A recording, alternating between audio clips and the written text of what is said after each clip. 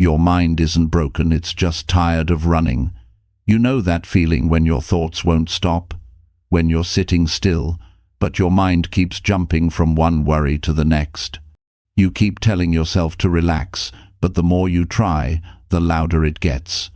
I know that feeling, it's exhausting, and the truth is, you don't need another quick fix or fake calm. You need to understand what's really happening inside your mind and how to quiet it for good. This video isn't about pretending everything's fine. It's about learning how to take back control from the noise in your head. You'll discover real, simple ways to calm your thoughts, ease the tension in your body, and finally feel peace again. No fancy words, no overthinking, just real talk and real results. If your mind feels too loud, this is where you learn how to quiet it every time. Chapter 1. Understand what your mind is trying to protect. You know, one of the greatest battles we fight every single day doesn't happen in the world around us. It happens inside our own mind. When your thoughts begin to run wild, when worry grips your chest and you can't even explain why, it feels like something has taken over. The heart races, your breathing tightens, and everything seems louder and faster. In those moments, it's easy to believe that your mind has turned against you. But here's the truth. Your mind isn't trying to hurt you. It's trying to protect you. It's doing its job, just in the wrong way. An anxious mind is not a broken mind. It's a mind that's been working overtime to keep you safe. The problem is, it doesn't know when to stop. It sees threats that aren't really there. It warns you of dangers that have already passed, and it shouts louder than the voice of peace. So before you can quiet it, you have to understand it. You have to understand what it's trying to protect. The human mind has one main goal: survival. From the moment you were born, your brain started learning what hurts and what feels safe. Every painful moment, every rejection, every loss became a lesson your mind stored for later. So when you feel anxious before a meeting, or when you overthink a conversation, or when you panic about your future, your mind isn't trying to ruin your life. It's trying to stop you from repeating pain. It's remembering something from your past and saying, "Watch out, that hurt before. Don't let it happen again." But the truth is, most of those old memories don't fit your life anymore. You've grown. You're stronger now. The things that used to hurt you can't destroy you anymore, but your mind doesn't know that yet. It's still protecting the child you used to be, not the adult you've become. So you have to teach it. You have to teach your mind that not every raised voice means danger. Not every unknown future means failure. Not every mistake means you're worthless. When anxiety hits, instead of saying, "What's wrong with me?" try asking, "What is my mind trying to protect right now?" That simple question changes everything. Because now, instead of fighting your anxiety, you're listening to it. You're turning confusion into understanding. Maybe your mind is trying to protect you from embarrassment because long ago you were laughed at. Maybe it's trying to protect you from loss because you've been left before.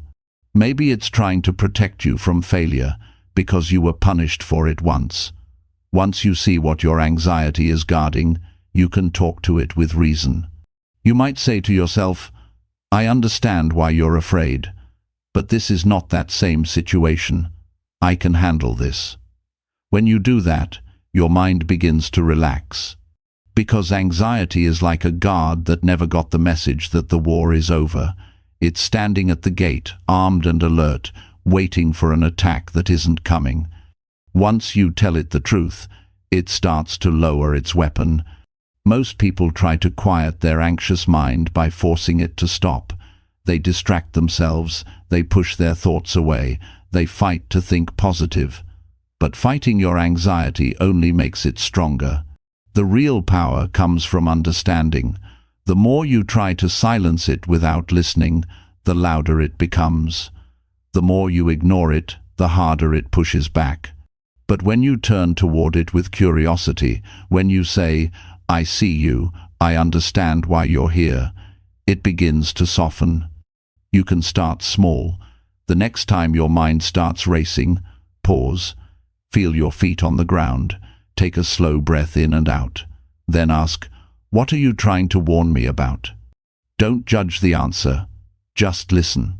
You might hear, "I don't want to look foolish," or "I'm afraid they'll leave me," or "I don't want to fail again." And then gently respond, "Thank you for trying to protect me, but I'm safe right now." You'd be amazed how much power that simple moment of awareness can bring. The goal isn't to erase anxiety completely. It's to understand it so well that it loses its grip on you. Anxiety only controls what you refuse to understand. Once you see it clearly, it can't scare you the same way anymore. That's why self-awareness is not just an idea, it's survival for the soul. Many people think strength means never feeling fear, never feeling anxious. But that's not strength. True strength is noticing your anxiety, understanding its message, and choosing calm anyway. It's saying, "I see my mind trying to protect me, but I don't need that protection right now." That's how you regain control, not by suppressing your emotions, but by mastering them. Think about how many times your anxiety has tried to stop you from doing something new, starting a business, speaking in public, asking for what you deserve. Every time it whispers, "What if you fail?" But anxiety doesn't know the difference between real danger and imagined risk. It uses the same alarm bell for both. So if you wait until you feel no fear, you'll never move. But when you understand that fear is just your mind trying to keep you safe, you can thank it and still take the step forward. There's a quiet kind of power that comes from understanding your mind instead of fearing it. You stop reacting and start responding. You stop drowning in thoughts and start guiding them. You realize that every anxious moment is a chance to practice calm. You stop running from your own mind and start walking beside it. Every person you admire, every calm leader, every confident speaker, none of them were born with a quiet mind. They learned to build one. They learned to see anxiety not as an enemy but as a signal. They learned to listen, to understand, to choose differently. And you can too. Start by noticing the patterns. What triggers your anxious thoughts? When do they show up most often? Who or what brings them out? Anxiety always follows a path. When you trace it back, you'll find the same few fears repeating themselves. The fear of not being enough, the fear of losing control, the fear of being judged. Once you know the pattern, you can interrupt it before it spirals. When your mind says, "You can't handle this," remind it of every time you've handled more than this before. When it says, "You're not ready," remind it that readiness grows through action. When it says, "Something will go wrong," remind it that even if it does, you'll adapt. Anxiety loses its power when you stop believing every word it says. Your thoughts are not facts. They are stories your brain tells to protect you. Some are useful, but many are outdated. The key is learning which ones to keep and which ones to rewrite. That's how you quiet your anxious mind. You stop letting it be the author of your life story. You take back the pen.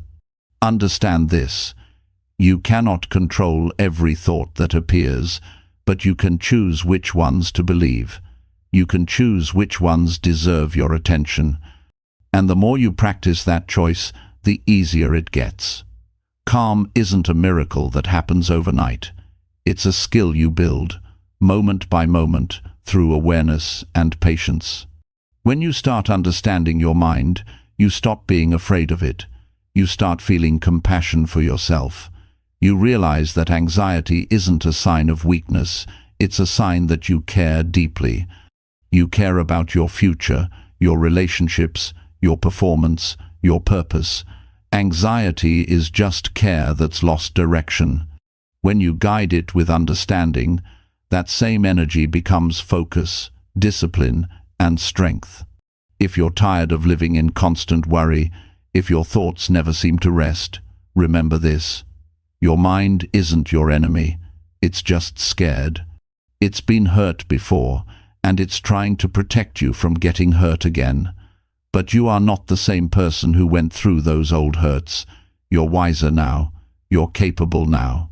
You can tell your mind, "Thank you for caring, but I've got this." That is how healing begins, not by force, but by understanding. Every time you choose awareness over panic, your brain rewires itself. Every time you remind yourself you are safe, it learns a new pattern. You are teaching your nervous system that calm is not weakness, it's control. You are proving to yourself that peace is possible, even when the world feels uncertain.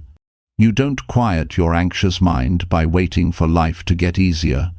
You quiet it by learning how to stay steady no matter what happens. You stop chasing a perfect moment of peace and instead create peace in the moment you have. You become the calm in the storm, not because the storm ends, but because you've learned to understand the wind. The truth is, most people never take the time to truly understand their own mind. They live reacting to every thought, every fear, every doubt. But you don't have to. You can choose to study yourself the way you study your work, your goals, your ambitions. You can understand the patterns that drive your anxiety, and once you understand them, they lose their power. There is no trick, no secret formula, no shortcut. The answer is awareness. The moment you stop judging your anxious thoughts and start observing them, you begin to heal. You start to separate who you are from what your mind says. You begin to live with intention instead of reaction. And that's where freedom begins, because when you understand what your mind is trying to protect, you stop fighting it. You start guiding it. You teach it that safety doesn't always mean hiding, that peace doesn't always mean silence, and that growth is not the same as danger. You learn that the quiet mind isn't empty, it's focused, it's aware, it's strong. You have everything it takes to quiet your anxious mind, not by escaping it, but by understanding it deeply. Every anxious thought is just your mind's way of saying, "I want you to be safe." You can smile and say, "I am safe." And with that, the noise begins to fade. That's where your calm begins. Not out there in the world, but right here inside the understanding you build with yourself. Because once you understand your mind, you no longer fear it. You respect it. You guide it. And that's when it finally learns to rest. Chapter 2. Notice your thoughts before they start to control you. When your thoughts start spinning, it happens fast. One idea turns into another, and before you know it, you're caught in a storm you never saw coming. You begin to feel anxious, restless, uncertain. You wonder what went wrong. But it didn't start with how you feel. It started with what you thought. Every emotion, every reaction, every decision begins with a thought. And when you don't notice those thoughts early enough, they begin to control you. They run the show. They decide how you feel, how you speak, and how you live. Learning to notice your thoughts is not just some self-help advice. It's a survival skill. It's the difference between owning your mind and being owned by it. Your thoughts are powerful. They can lift you or crush you. They can guide you toward peace or drag you toward chaos. The only real control you have in life begins with what you choose to focus on inside your own head. And if you don't become aware of your thoughts, they will use that focus to create fear, stress, and confusion. Every person carries a constant stream of thoughts. Most of them are automatic, built from habits, beliefs, and experiences. They show up without your permission. That voice that says, "You're not doing enough," or "something bad will happen," is not reality, it's a thought. But thoughts feel real because they come with sensations. When you believe a stressful thought, your body reacts, your heart beats faster, your muscles tighten, and your breathing shortens. It's as if your body starts living a story that only exists in your head. That's why noticing your thoughts early is so important. It gives you space to choose. You can't stop a thought from appearing, but you can decide what to do when it does. Most people let their minds wander all day, never realizing how much damage those wandering thoughts create. They replay mistakes, they predict failure, they imagine worst-case outcomes, and the more attention they give those thoughts, the more real they become. The mind is like a magnifying glass. It enlarges whatever you focus on. Focus on fear, and it grows. Focus on peace, and it expands. Awareness is that moment when you realize you are not your thoughts. You are the one who notices them. Imagine catching a thought right when it appears. You notice it saying, "I'm going to mess this up." Instead of reacting, you pause. You look at it and say, "That's an old fear, not a fact." That pause is power. That awareness is freedom. When you can see a thought for what it is, it loses its grip on you. It's just a passing signal, not a command. The problem is, we live on autopilot. Our thoughts have been running the same programs for years, and we've become so used to them that we no longer question them. You might think, "I'm just an anxious person," or "I've always been like this." But that's not true. You're not anxious by nature. You've simply practiced anxious thinking for a long time. Awareness is how you begin to change that. You can't change what you don't notice. The first step to peace is to pay attention. Start by becoming curious about your inner dialogue. Notice how you speak to yourself. When something goes wrong, do you blame yourself or encourage yourself? When you face something uncertain, do you imagine failure or possibility? Most people don't even realize how cruel their thoughts have become. They talk to themselves in ways they would never talk to a friend. And over time, that self-talk shapes your emotional state. If you repeat a thought enough, your brain begins to believe it's the truth. So awareness means catching those patterns early. When you feel tension rise, ask yourself, "What was I just thinking?" Most of the time, you'll discover a thought like, "I'm not ready," or "I'm not good enough," or "This will go wrong." Simply noticing that thought begins to weaken it. You can observe it without obeying it. You can say, "That's just a thought passing through. It's not the truth." Every time you do that, you take a small step away from fear and a small step toward calm. You can practice this awareness anywhere, in the car, at work, while washing dishes. Just notice what your mind is saying. You might be surprised by how often it predicts failure or replays old pain. You might hear it worrying about things that haven't even happened. The goal is not to stop it, it's to notice it without getting lost in it. The moment you notice a thought, you're no longer trapped inside it. You've stepped outside and become the observer. There's a kind of peace that comes from observing instead of reacting. You start to realize that most of your anxiety isn't caused by life, it's caused by your thinking about life. The problem isn't always what's happening around you, it's what's happening inside you. Two people can experience the same situation. One feels calm, the other feels panic because of what they tell themselves about it. Your thoughts create your experience. To quiet your anxious mind, you must become a watcher of your thoughts. You must learn to pause before reacting, to question before believing. When a thought says, "I'll never get through this," ask, "Is that true?" When a thought says, "People will judge me," ask, "Can I really know that?" When a thought says, "This is too much," remind yourself, "I've handled more before." The more you question your thoughts, the less they control you. Awareness grows with repetition. At first, you'll only notice your thoughts after they've already taken over. You'll catch yourself in the middle of worry, realizing you've been lost in it for minutes or hours. That's okay. The goal isn't perfection, it's progress. The more you practice, the faster you'll catch it next time. Soon, you'll start noticing thoughts right as they appear. You'll see them rise like waves, and instead of drowning in them, you'll let them pass. This awareness transforms how you experience anxiety.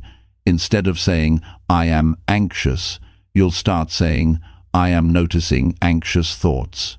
That one small change separates who you are from what you think.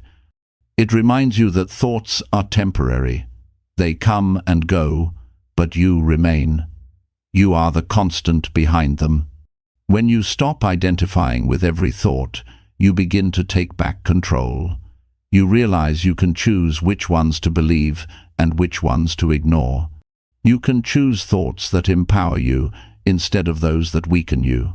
You can choose calm over chaos, patience over panic. Awareness gives you that choice. Every time you notice a thought, label it gently. That's fear. That's doubt. That's self-criticism. Don't fight it. Just name it. Naming creates distance. Once you see it clearly, it loses its power to control you. You can even thank it. "Thank you, mind, for trying to keep me safe, but I'm okay right now." This small act teaches your brain that not every thought deserves a reaction. Over time, your awareness will grow so sharp that you can feel a thought forming before it fully arrives. You'll sense the early signs, the quick breath, the tight chest, the restless energy, and you'll know your mind is about to spin a story. That's your cue to pause, breathe, return to the present moment. Remind yourself, "I can handle this thought without letting it handle me." When you live without awareness, your thoughts decide for you. They decide when you panic, when you doubt, when you freeze. But when you live with awareness, you decide. You can feel fear without letting it rule your next move. You can feel uncertainty without losing your center. That's how peace begins, not by erasing all thoughts, but by understanding them before they take control. Human psychology tells us that thoughts create emotions, and emotions drive behavior. If you change what you notice, you change how you feel, and that changes how you live. Awareness breaks the chain between thought and reaction. It gives you time to respond wisely instead of impulsively. That single second between thought and action is where your freedom lives. People often say they want peace of mind. What they really need is awareness of mind. Because once you can see your thoughts clearly, peace naturally follows.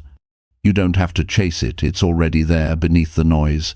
You just have to stop being dragged by every story your mind tells. This awareness also builds emotional strength. The more you observe your thoughts, the more confidence you gain in your ability to handle them. You stop fearing anxiety because you understand it. You realize you can witness a thought without falling apart. That realization changes everything. You stop running from discomfort. You stop trying to fix every feeling. You just stay present, steady, aware. You might think awareness sounds simple, but it takes practice. The mind loves movement. It doesn't like stillness. It wants to jump ahead, to solve, to compare, to judge. But you can train it. Start by taking short moments of awareness throughout your day. When you feel tension rising, stop and ask, "What am I thinking right now?" That question interrupts the automatic cycle. It brings you back to now.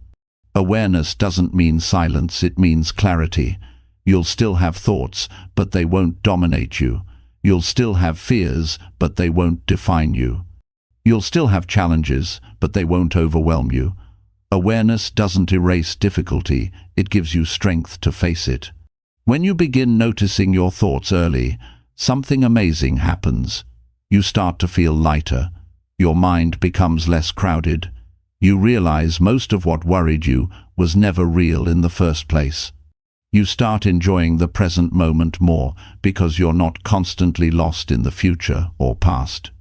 You begin to see beauty in simple things again. A calm morning, a quiet breath, a clear sky. Awareness brings you home to yourself. Remember this truth.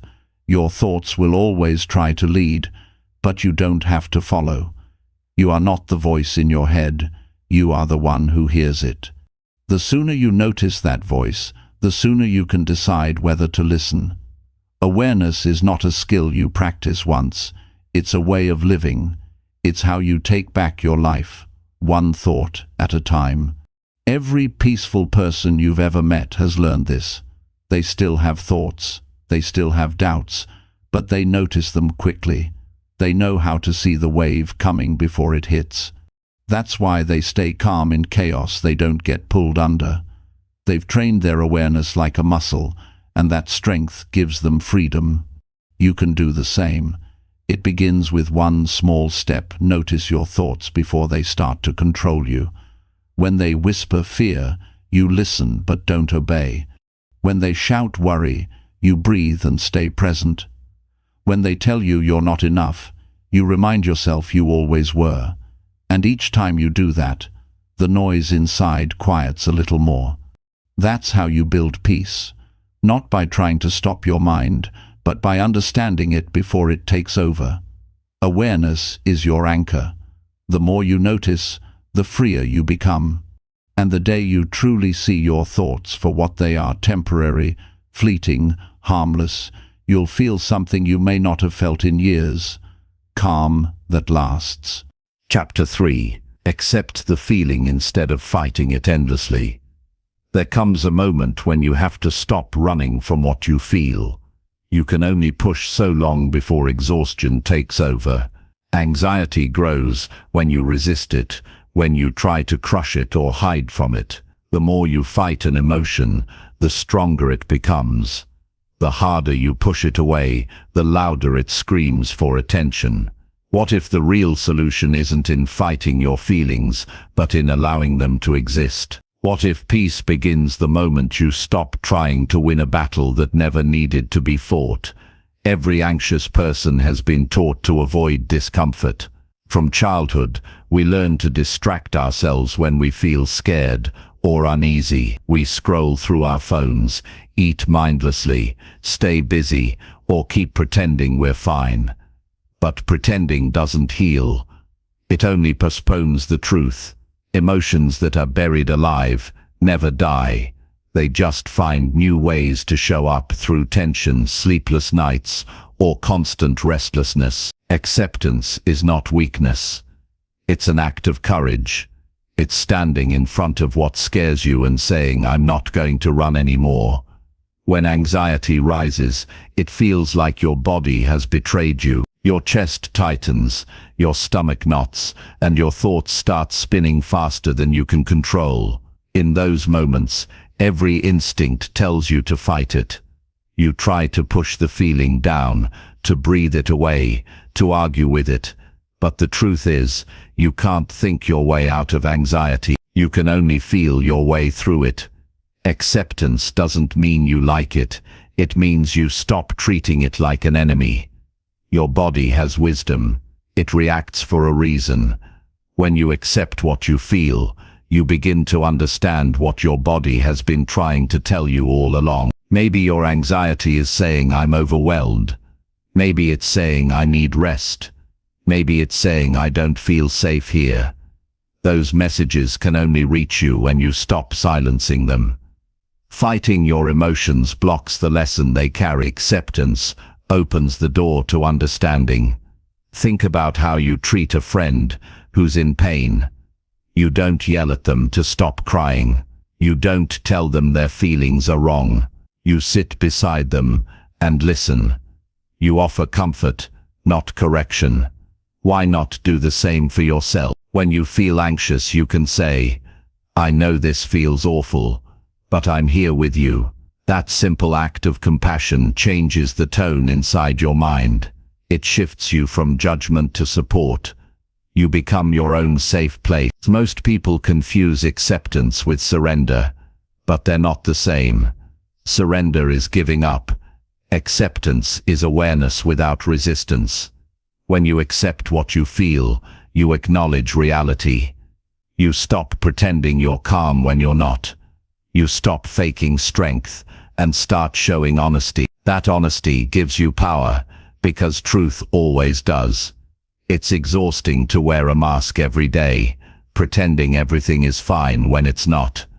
Acceptance is removing the mask and allowing yourself to be human. Human beings are designed to feel a wide range of emotions: joy, fear, sadness, hope, anger, love, anxiety. None of them are wrong.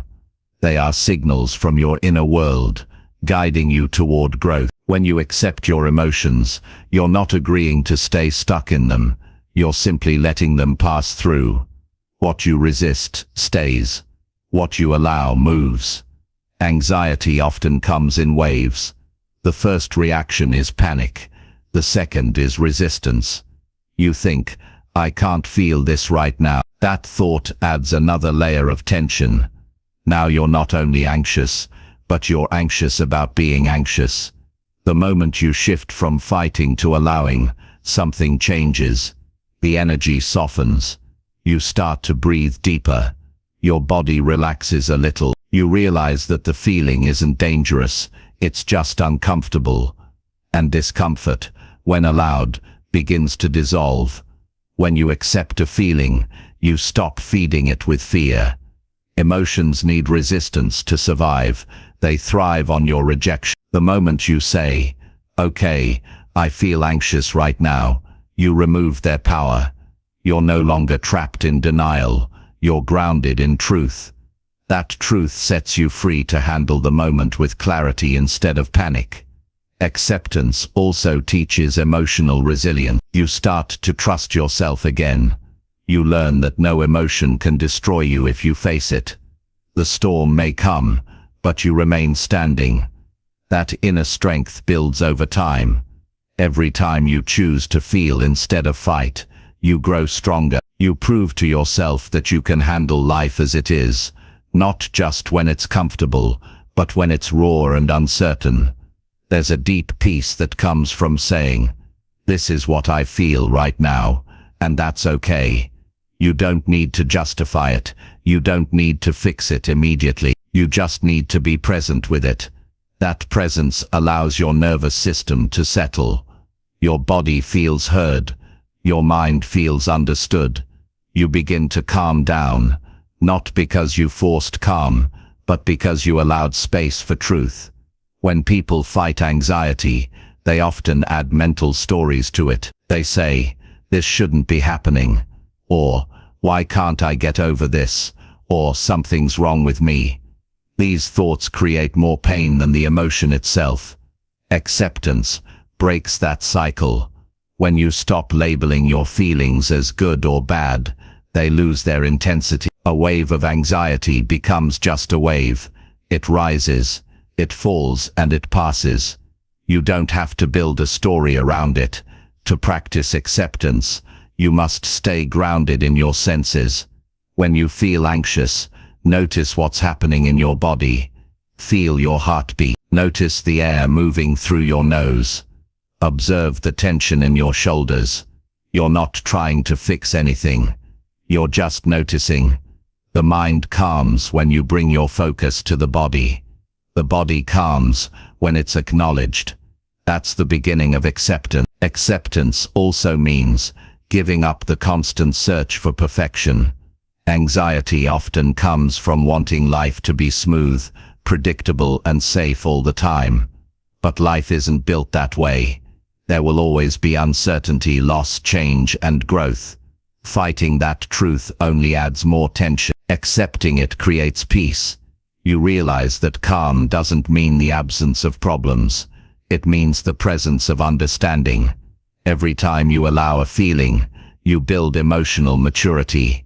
You no longer depend on external things to make you feel better. You realize you have everything you need to soothe yourself. You become your own caretaker instead of your own critic. That shift is powerful. It turns you from a victim of your emotions into the master of your response. Sometimes acceptance looks quiet. You may sit in your room feeling the discomfort move through your body and do nothing about it. That stillness is not weakness, it's awareness in action. It's you saying, I'm willing to sit with what is, without trying to escape it. Over time, that practice rewires your nervous system. Your brain learns that feelings are safe to experience. Your anxiety no longer triggers full panic. It becomes manageable energy that passes naturally. The hardest part of acceptance is patience. You can't rush emotions. They move at their own pace. But if you keep meeting them with resistance, they stay longer. Acceptance speeds up healing by removing friction. When you stop demanding that the feeling leave, it leaves on its own.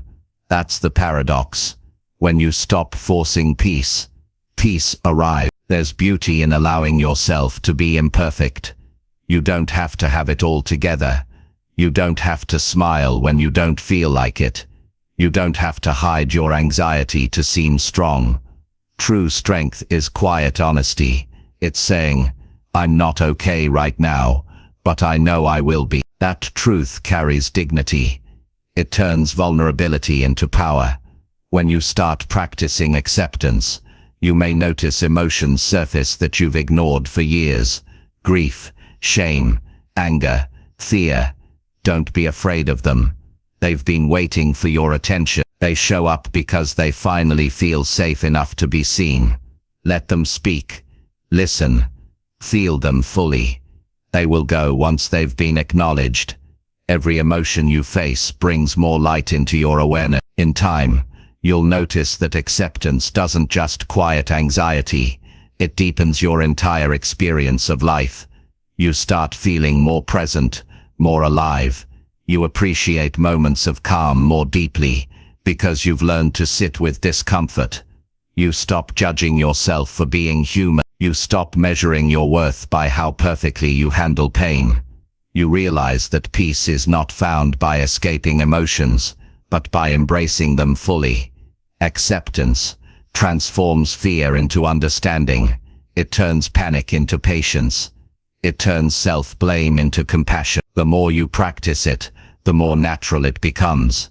One day you'll feel a familiar wave of anxiety rise, and instead of tensing up, you'll take a breath and say, it's okay, I know this feeling, I can handle it. That's the moment you know you've changed, not because anxiety disappeared, but because it no longer defines your life. The truth is, life will always bring moments that stir emotion. Uncertainty, loss, change, love. You can't stop the waves, but you can stop fighting them. You can learn to float with trust instead of thrashing with fear. Acceptance isn't the end of emotion. It's the beginning of peace. It's the quiet realization that what you feel is part of being alive, and that life in all its complexity is still worth embracing. So the next time anxiety shows up, don't ask how to get rid of it. Ask what it needs you to understand. Sit with it. Breathe with it. Let it stay for a while if it needs to.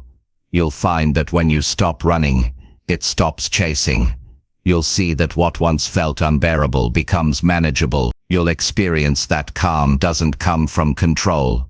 It comes from acceptance. And as you practice this, something changes deep within you. You begin to trust yourself again. You stop fearing your emotions because you know they won't break you. You stop pretending to be strong because you realize true strength is openness.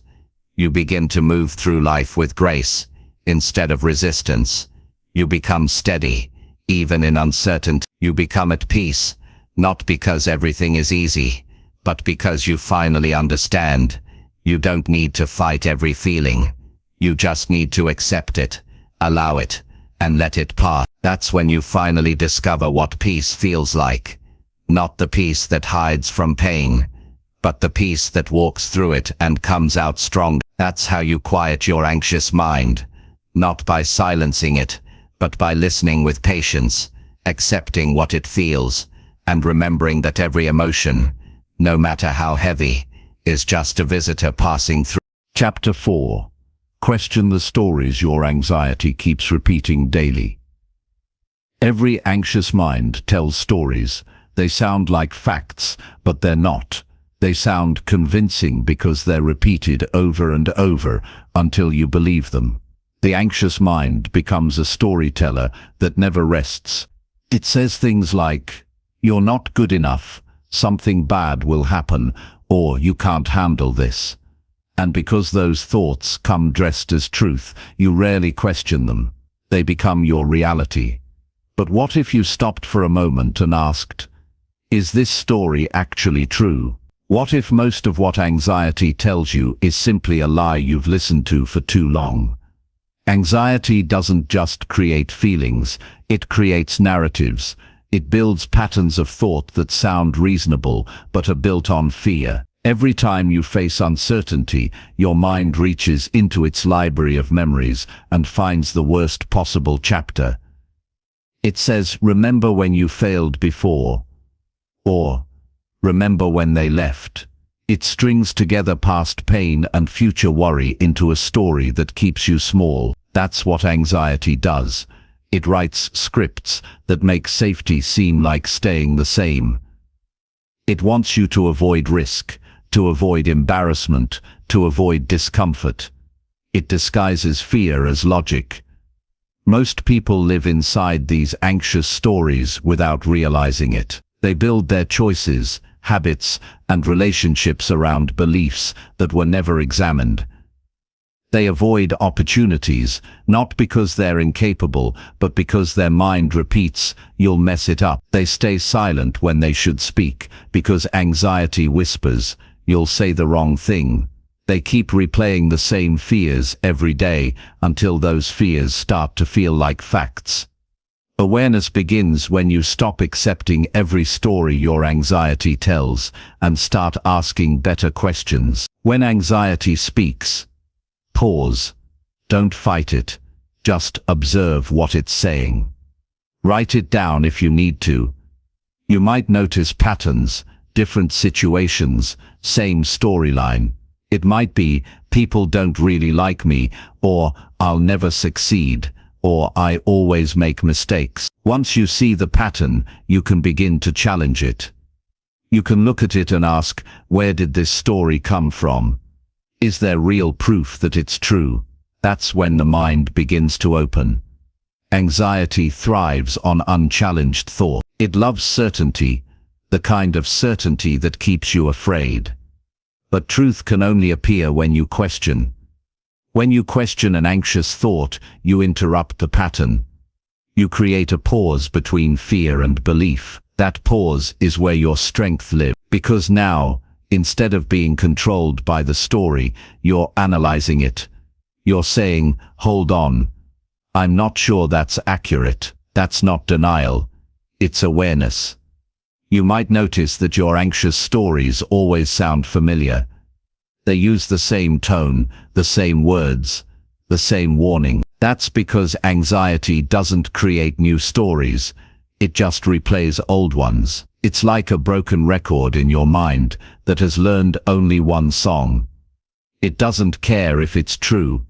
It only cares if it keeps you alert. The problem is that constant alertness becomes your normal. You start waking up every day already bracing for something to go wrong. You live in a constant state of what if. But here's the truth. Most of what anxiety predicts never happens. Studies show that nearly all the things people worry about never come true. Yet the brain doesn't stop, because it's not looking for truth, it's looking for safety. So if fear keeps you alert, your brain thinks it's doing its job. But you can retrain it. You can teach it that questioning fear is safer than obeying it. When an anxious thought arises, imagine asking it like a curious friend, "Can you show me proof of that?" The anxious mind often goes silent in that moment because it has no real evidence. It works through repetition, not truth. For example, if you think, "I'll fail this presentation," you can pause and ask, "Have I failed every presentation before? Have I succeeded before? What's different now?" That small mental dialogue begins to weaken anxiety's authority. You're taking back the role of the narrator. Another powerful question is, who taught me this story? Often the roots of anxiety come from past experiences or influences, parents who worried excessively, teachers who criticized, moments where you felt unseen or rejected. Those moments planted beliefs that became stories. I must be perfect. I'm not safe if people are upset. I can't handle mistakes. But those beliefs are outdated. They were formed when you didn't know better. As an adult, you can rewrite them. You can say, that may have been true once, but it's not true now. That statement creates emotional distance. It allows growth where fear once ruled. The stories anxiety tells often sound like predictions. They start with what if and end in disaster. What if they laugh? What if I lose everything? What if I never feel better? Those questions feel endless.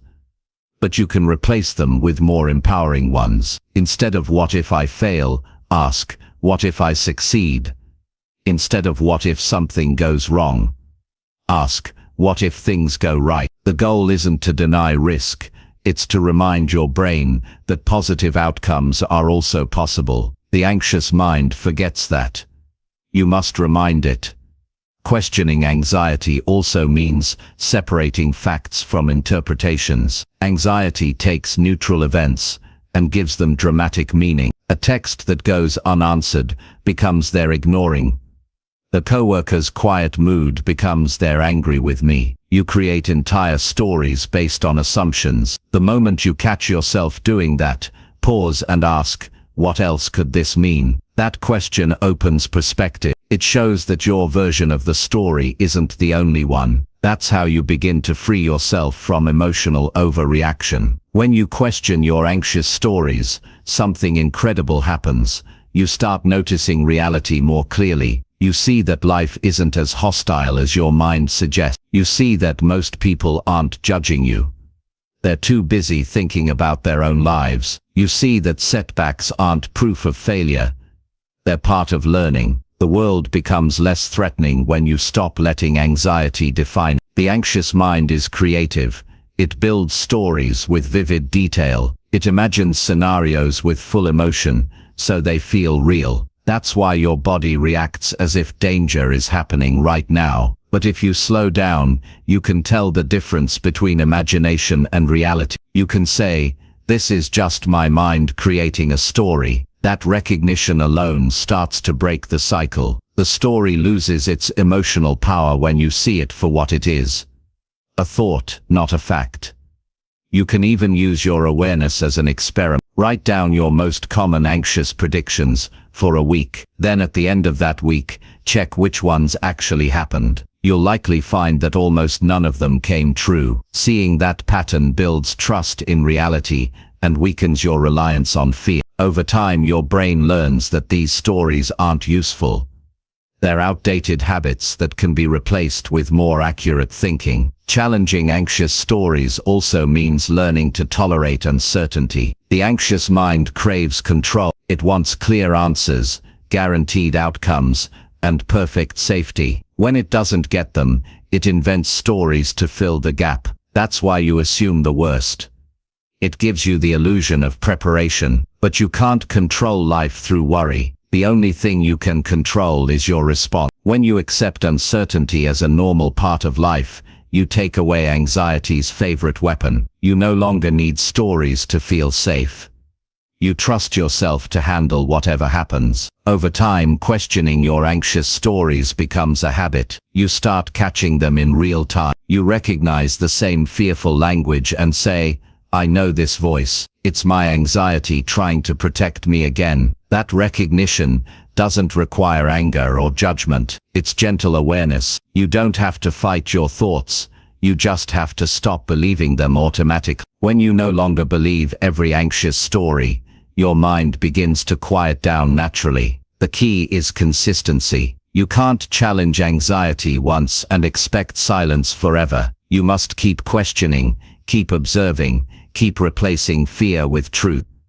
The brain learns through repetition, and every time you question a fearful thought, you're training it to think differently. Eventually, the stories lose their emotional punch. They may still appear, but they won't hold the same weight. You'll recognize them as old scripts, not current reality. It's also important to speak truth to yourself out loud. The anxious mind is loud, and sometimes you need to meet it with clarity. Say, "I hear this thought, but it's not true." Say, "I don't have to believe everything my mind says." The voice of truth grows stronger every time you use it. You're building a new internal dialogue that values calm over chaos, presence over panic, logic over fear. Questioning your anxious stories doesn't mean erasing them.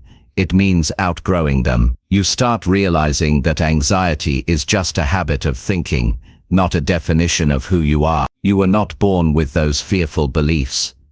You learned them, which means you can unlearn them. You can rewrite every story anxiety ever told you, replacing fear with trust, self-doubt with evidence, panic with perspective. Eventually, you'll see that the stories anxiety tells are never about the present.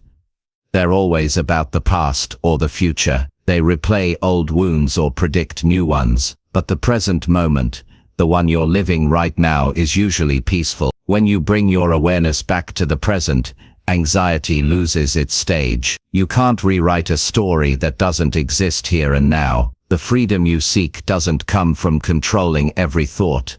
It comes from questioning them with honesty. You begin to trust your own judgment again. You start to feel lighter, more in control, more grounded. You realize that you don't have to believe every story just because your mind tells it. Some stories are just echoes. Some are shadows of old fear. You can thank them for their intention to keep you safe and still choose a new one. Every time you question a fearful thought, you choose truth over illusion. You reclaim power from a mind that's been trying to protect you in all the wrong ways. You begin to live from awareness instead of reaction. That's the beginning of real peace. That's the moment when you stop being a character in your anxious story and start becoming the author of your life again. And as you keep practicing this day by day, moment by moment, you'll see your anxiety lose its influence. The stories will still appear, but they'll pass through like clouds in the sky. You won't chase them,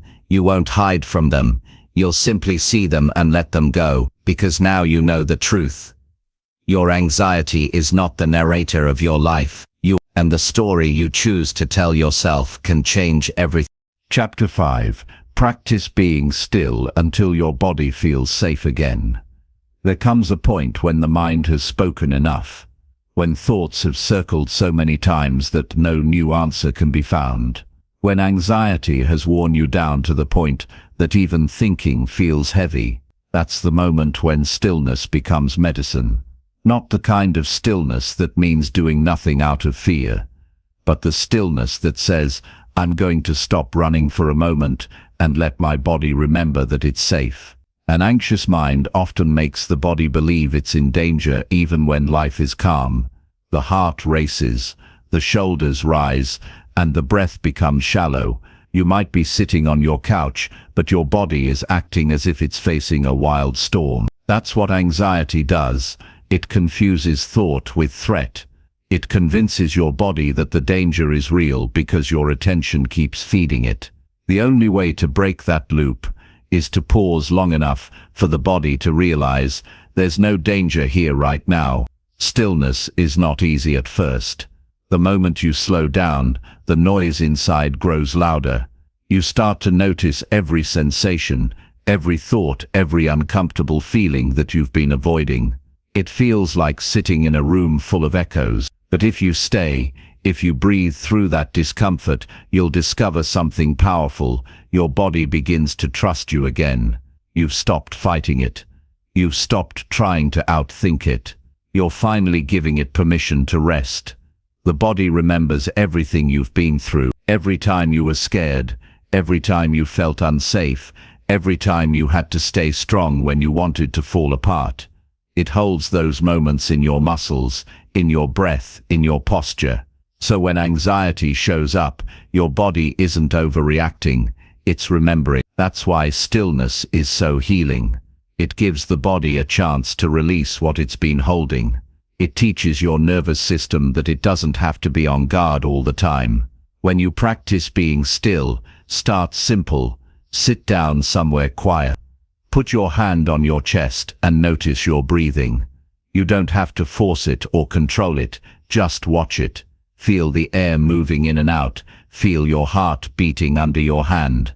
Remind yourself, I am safe in this moment. The mind may keep trying to pull you away, whispering worries or replaying old memories. Each time it does, gently bring your attention back to the feeling of your hand, your breath, your body sitting here and now.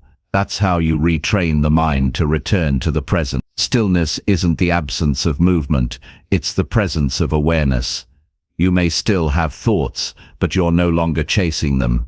You're watching them float by like waves instead of getting carried away. This is how the body begins to feel safety again, when it realizes it doesn't need to react to every thought the mind creates. In our world, we're taught that doing more means being better. We move from one task to another, filling every quiet moment with noise. But constant motion keeps your nervous system in survival mode. The body never gets a chance to reset. Stillness is how you remind it that it doesn't have to fight all the time. It's how you rebuild trust with yourself. You show your body that peace is not dangerous, that silence is safe, that slowing down is allowed. At first, your anxiety will resist stillness. It will tell you that stopping is unsafe, that you need to keep busy to stay in control. But control is an illusion. Stillness reveals that the moment you stop trying to manage everything, you discover that life doesn't fall apart, it softens. The noise doesn't disappear immediately, but it loses its power to scare you. You begin to realize that calm doesn't come from fixing every problem.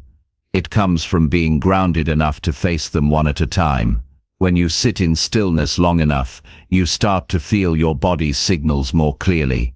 You notice how your shoulders rise when you're tense. You feel how your jaw tightens when you're holding back emotion. You become aware of the way your chest feels lighter when you exhale slowly. This awareness is healing in itself, because the moment you can feel what's happening, you can respond to it with care instead of panic. You can say, I feel tension, so I'll breathe deeper. You can say, my body feels unsafe, so I'll stay still until it remembers safety. The body learns through repetition, not reasoning.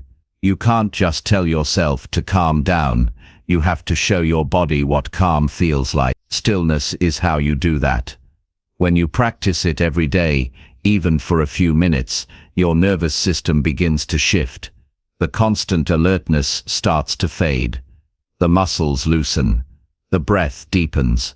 The body starts to understand that it doesn't have to be on edge to survive. It's important to know that stillness doesn't mean silence from the world. It means silence within yourself. You can practice it anywhere, even in the middle of chaos. You could be sitting in traffic or standing in line at a store. All it takes is one deep breath and the decision to slow down your inner pace. The moment you choose to slow down inside, your body starts responding. The heart rate drops. The tension eases. You reclaim a sense of space inside yourself.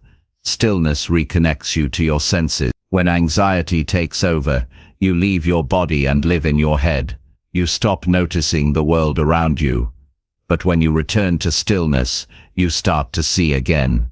You notice the warmth of sunlight on your skin, the rhythm of your breathing, the sound of your heartbeat. These simple sensations remind your body that it's alive and present, not trapped in old fear. That awareness is grounding. Being still also gives your emotions room to breathe. So often, anxiety builds because you never stop long enough to feel. You rush from one distraction to another, trying to stay ahead of discomfort. But emotions need space to move through you. When you're still, they rise, they speak, and then they fade. Stillness creates space for that natural flow. It teaches you that feelings are safe to experience, and that they don't last forever. If your body feels restless when you first try to be still, that's normal. Years of living in constant tension don't unwind in a day. Think of it like teaching a frightened animal that it's safe. You can't yell at it to relax. You have to be patient, consistent, and kind. The same goes for your body. The more you practice, the more it learns that calm doesn't mean danger, it means rest. When you practice stillness regularly, you begin to feel a new kind of confidence. You realize that you can be with yourself without needing to escape. That's a powerful shift. Anxiety often comes from believing that you can't handle what you feel. Stillness proves that you can. Every time you stay with a feeling instead of running, you show your body that it's capable of peace. You prove that safety is not something outside you. It's something you create within. Over time, stillness becomes less about effort and more about returning home. It's like remembering how to breathe again after holding your breath for too long.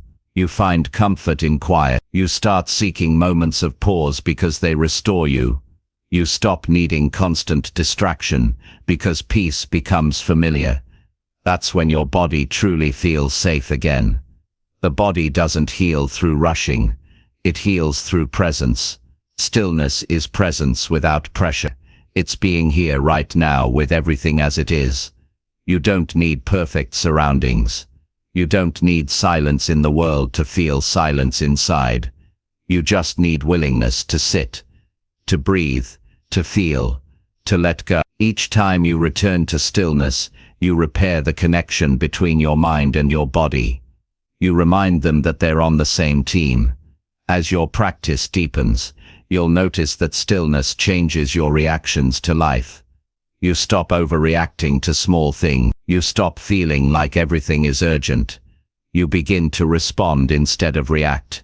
Your thoughts slow down enough for you to see clearly. You start noticing how often your anxiety was just noise created by speed. When the mind moves too fast, it imagines problems that don't exist. Stillness removes that illusion. It reveals what's real and what's not.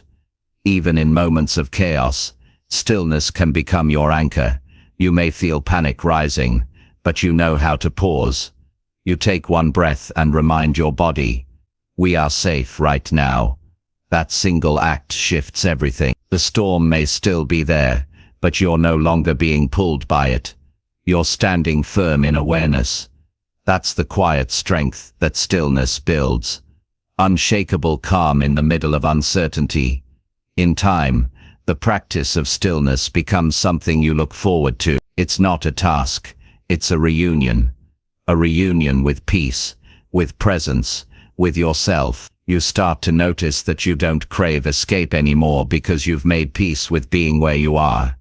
You no longer seek calm in external things, you find it inside. And when your body feels that safety consistently, anxiety has nowhere to live. It fades not because you forced it out, but because you stopped feeding it fear. There will still be days when anxiety visits. Stillness doesn't eliminate life's challenges, but it changes your relationship to them. Instead of reacting with panic, you respond with patience. You sit, you breathe, you wait.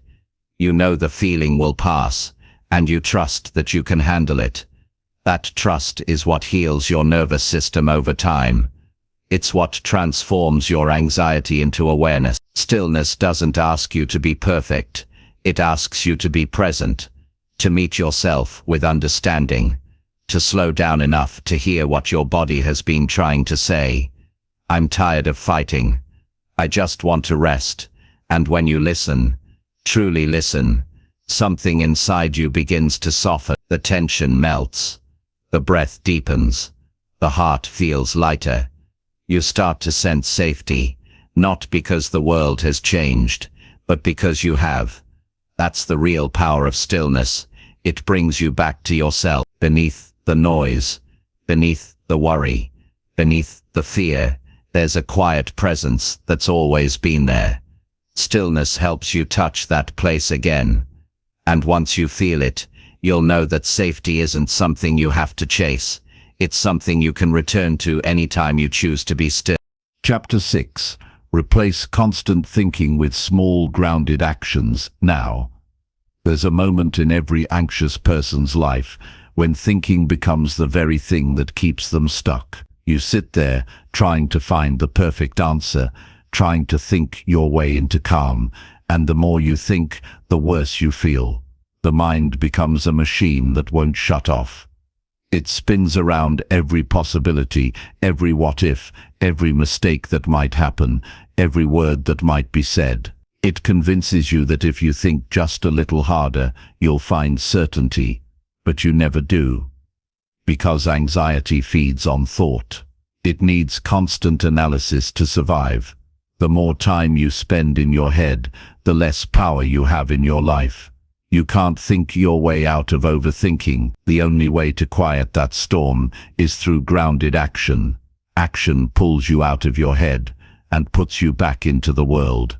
It tells your mind, we're not just thinking about life anymore, we're living it. Anxiety thrives on mental movement and dies in physical presence. You've spent enough time running circles in your thoughts. Now it's time to move, even if the step is small. Anxious thinking often begins with good intention. You want to feel prepared, to make the right decision, to prevent pain. So you think, you analyze every scenario, every potential outcome. But what you're really doing is building fear through imagination. The more you think, the more risks you see, and the smaller you become. You convince yourself that you need more information before acting, more clarity before moving, more courage before trying. Yet none of those things arrive until you move first. Confidence doesn't come before action, it comes after. Grounded action means doing something small and real right where you are. When your mind is racing, you don't need to solve your entire life. You just need to take one step that brings you back to the present. Wash the dishes. Step outside and feel the air on your skin. Write down what's bothering you instead of replaying it in your head. Call someone you trust. Do something that involves your body, your senses, your breath. These tiny moments are not distractions, they're anchors. They pull you back into the reality your anxiety forgets. The anxious mind loves to live in the future. It plays endless movies about what might happen, but your body only exists here, in this moment. When you act, even in the smallest way, your mind and body reunite. That unity creates calm. You remind yourself that you're not just a collection of worries, you're a living person capable of movement. When you're caught in a spiral of thought, pause and ask yourself, what can I do right now that's within my control? Not later, not tomorrow, right now. Maybe you can take a walk, drink some water, stretch your body, tidy up a small space, send that message you've been avoiding, or simply take one slow, deep breath. Those actions seem small, but they matter because they shift your energy from analysis to engagement. Each small step breaks the illusion that you're powerless. You may feel resistance at first. Anxiety will tell you that you need to wait until you feel ready, calm, or certain. But that moment rarely comes.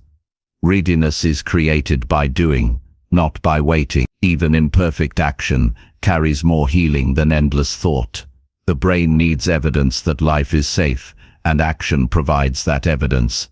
When you do something tangible, you show your mind that the world isn't as dangerous as it believes. It's easy to think your way into fear, but impossible to think your way into peace.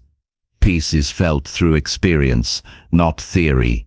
That's why grounded actions are so powerful. They create proof that life continues even when your mind screams otherwise. Each small movement becomes a quiet declaration. I'm not trapped in my thoughts. I'm here, and I'm capable. Anxiety often convinces you that big problems require big solutions, but healing is built on small consistencies. It's in making your bed when you'd rather stay in it. It's in showing up to your commitments, even when your mind tells you to cancel. It's in taking a shower when you feel overwhelmed. These are simple actions, but they interrupt the endless stream of thoughts that say, I can't. Every small act of doing weakens the voice of doubt. When you start acting, your focus shifts naturally. The mind can't fully spiral while the body is engaged. That's why creative work, exercise, or even cleaning can bring relief. Your attention is absorbed by something real, not imagined. The hands moving, the feet walking, the senses noticing. These things pull you out of the fog. You stop asking, "What if?" and start saying, "What now?" That's the language of action. Sometimes the most healing thing you can do is simplify the moment. If your mind says, "I have too many problems," pick one, just one. Decide what one small thing you can handle today. Maybe it's making a call, finishing a task, or taking care of your body. When you act on one thing, your brain starts to calm because it sees movement instead of chaos. The impossible becomes manageable when it's divided into small pieces. Action also builds trust in yourself. Overthinking comes from fear of making the wrong move. You don't trust your ability to handle mistakes, so you freeze. But when you take small actions, you prove to yourself that you can adapt. Maybe not everything goes perfectly, but you survive it, you learn, adjust, grow. That self-trust is the foundation of peace. The more you trust yourself, the less control anxiety has over you. There's a deep sense of relief that comes from doing something instead of analyzing everything. Even the smallest motion creates progress. You start to see that life moves forward when you do. You stop waiting for the perfect mindset or the perfect plan. You realize that clarity comes from engagement. Every action teaches you something your thoughts never could. When you live in your head too long, you lose touch with reality. You forget that the world exists beyond your thoughts. You stop noticing simple joys because you're buried in scenarios that haven't happened. Grounded action brings you back. You begin to see details again, the color of the sky, the sound of your footsteps, the taste of your food. Presence returns through movement. It's not about staying busy just to avoid thinking. There's a difference between distraction and grounded action. Distraction numbs you. Action connects you. When you're grounded, every small act becomes a conscious choice, not an escape. You're not running from your mind, you're guiding it back to stability. Try this the next time your thoughts start to spiral. Stop whatever you're doing and take one deliberate breath. Feel your feet on the ground. Then ask yourself, what is the smallest helpful thing I can do right now? It might be organizing your space, journaling your feelings, or simply sitting upright and breathing slower. The act itself doesn't have to be significant.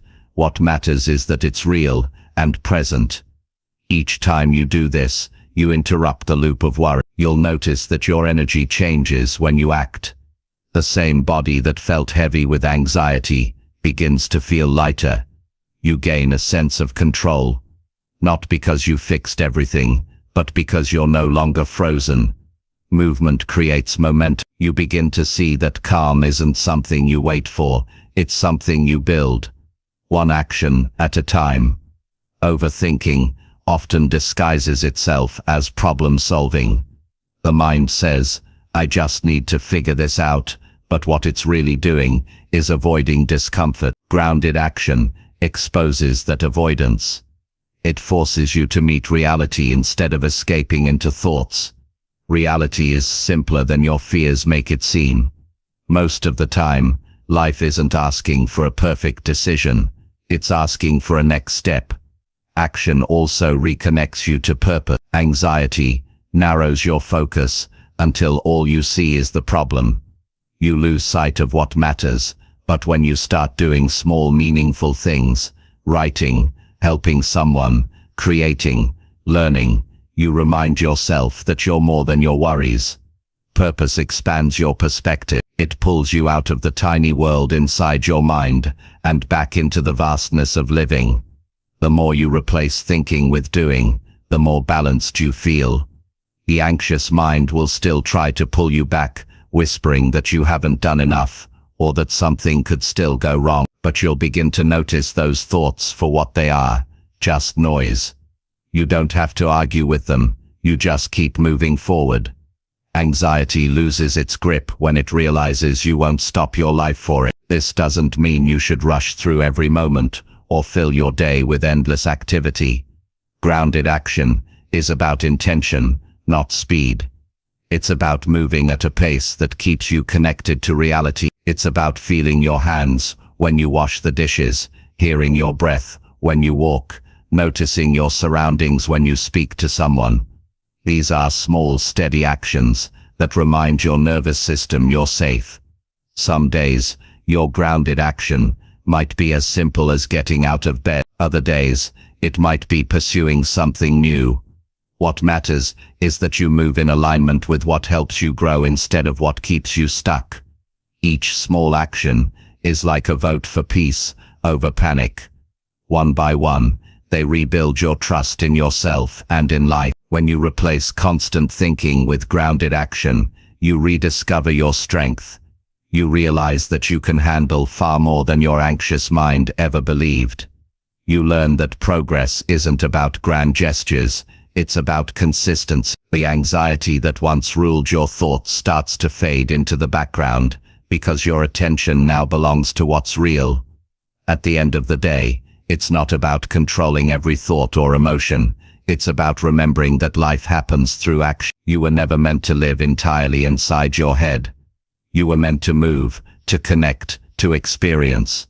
The mind will always try to return to thinking, but now you know the antidote: action, right now, right here. So when you catch yourself lost in endless thought, stop searching for the perfect answer. The perfect answer is movement. Do one small thing that brings you back into your body and into your life. That's where peace begins, not in the overthinking, but in the doing. Because when you act, your mind learns something profound. It's safe to stop worrying and start living again. Chapter 7. Learn how your triggers shape the noise inside you. Every person carries a set of triggers, emotional buttons that, when pressed, awaken something inside you that feels bigger than the moment you're in. A tone of voice, a facial expression, a sudden silence, a reminder of failure. All these can turn a calm mind into a storm within seconds. Anxiety doesn't always come from nowhere. It's often a reaction to something familiar, something old, something unresolved. The noise you hear inside when you're anxious is not random. It's shaped by your past, by experiences that taught your body and mind what danger feels like. To quiet that noise, you have to understand what sets it off. A trigger is not weakness, it's information. It's your body trying to tell you, this feels like something that once hurt me. It doesn't always mean you're in real danger. It means a memory has been reawakened. The mind stores pain like a file marked "Remember this," and when something similar happens, it opens that file again, even if today's situation is completely different. That's why your reactions sometimes feel stronger than they should. You're not just responding to what's happening now, you're reacting to everything that moment reminds you of. The anxious noise inside you often follows patterns. You might notice it gets louder when you're criticized, when you're alone, when plans change, or when someone withdraws affection. These moments connect to old fears. Fear of rejection, fear of failure, fear of being powerless. They light up neural pathways that have been reinforced over time. But once you understand your triggers, you begin to separate the past from the present. You realize that not every uncomfortable feeling is a threat. Some are simply echoes. Start by observing your reactions instead of judging them. When anxiety spikes, pause and ask yourself, what just happened before this feeling rose? Maybe someone interrupted you. Maybe a noise startled you. Maybe you read a message that felt cold or unclear. Write it down. Patterns will start to appear. You'll notice that certain people, situations or topics stir up the same emotional wave. Awareness is the beginning of understanding. Once you can name your triggers, they lose some of their mystery. They become things you can work with, not forces that control you. Your body often senses a trigger before your mind does. The heart quickens, the stomach tightens, your breathing changes. These sensations are clues. They signal that something inside you has connected the present moment to a past discomfort. When you catch that feeling, don't rush to escape it. Stay with it long enough to see what it's trying to tell you. You might remember an old experience, a time you felt ignored, unsafe, or unworthy. Those memories shape the noise inside you because they've never been given the chance to heal. Healing begins with acknowledgement. You can't change what you refuse to face. When you see your triggers clearly, you can talk to yourself with compassion instead of criticism. You can say, "This reaction makes sense. It comes from an old wound." That simple statement shifts you from self-judgment to self-awareness. You stop labeling yourself as broken and start seeing yourself as human. Triggers are not flaws, they're reminders of places where you once needed comfort but didn't receive it. Each trigger has a story attached to it. Maybe when you were younger, someone's anger meant danger. Maybe being ignored felt like abandonment. Maybe mistakes led to punishment instead of understanding. Your mind recorded those experiences and learned, this is what it feels like to be unsafe. Now, whenever life presents something similar, your body reacts as if it's happening again. That's why anxiety can feel so immediate and overwhelming. Your brain doesn't differentiate between memory and reality, it only recognizes the feeling. Understanding your triggers doesn't mean avoiding them. It means responding differently when they appear. Avoidance keeps your world small, awareness expands it. When you recognize a trigger in real time, you can pause before reacting. You can take a breath and remind yourself, this is not the same situation. I am safe now. That one moment of awareness interrupts the automatic chain reaction that fuels anxiety. It gives you control where before there was only chaos. The noise inside you gets louder when you ignore it. When you pretend not to be bothered, when you hide behind distractions, the triggers don't disappear. They show up in unexpected ways. Irritability, exhaustion, disconnection, sudden worry. The body keeps score of every unprocessed emotion. The only way to lower the volume of that internal noise is to listen to what it's trying to say. Sometimes understanding triggers means revisiting moments you'd rather forget. It's not easy work, but it's honest work. You may find that your strongest triggers come from times you felt powerless.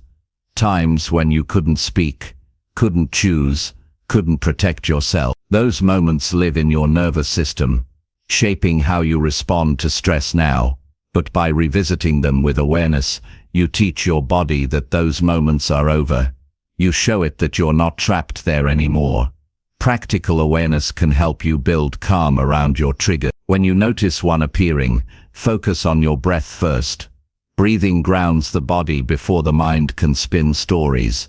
Feel your feet touching the ground. Notice your surroundings.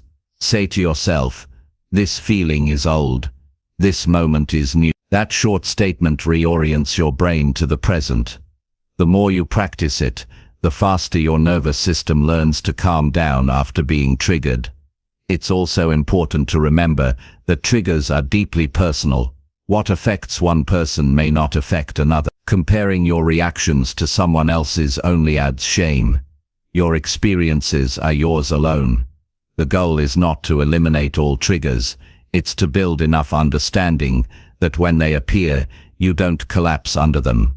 You remain grounded. You recognize the noise for what it is, a signal, not a sentence. Over time, you'll notice that understanding your triggers changes how you see others too. You'll begin to realize that everyone carries invisible reactions shaped by their own history. That awareness builds empathy. You stop taking everything personally. You start seeing the human being behind every outburst, every moment of defensiveness. The more you understand your own patterns, the easier it becomes to navigate the emotions of others without losing your scent. The process of learning about your triggers requires patience. It's not about analyzing every emotion, but observing with kindness. Sometimes the reason behind a reaction won't be clear right away, and that's okay. What matters is that you're paying attention. Each moment of awareness weakens anxiety's grip because it breaks the pattern of unconscious reaction. There's a moment when you begin to hear the noise inside differently. At first it sounds like chaos. Too many thoughts, too many feelings, too much but as you understand your triggers, the noise becomes less confusing. You start recognizing the voices within it. You hear the part of you that's scared, the part that's trying to protect, the part that still wants comfort.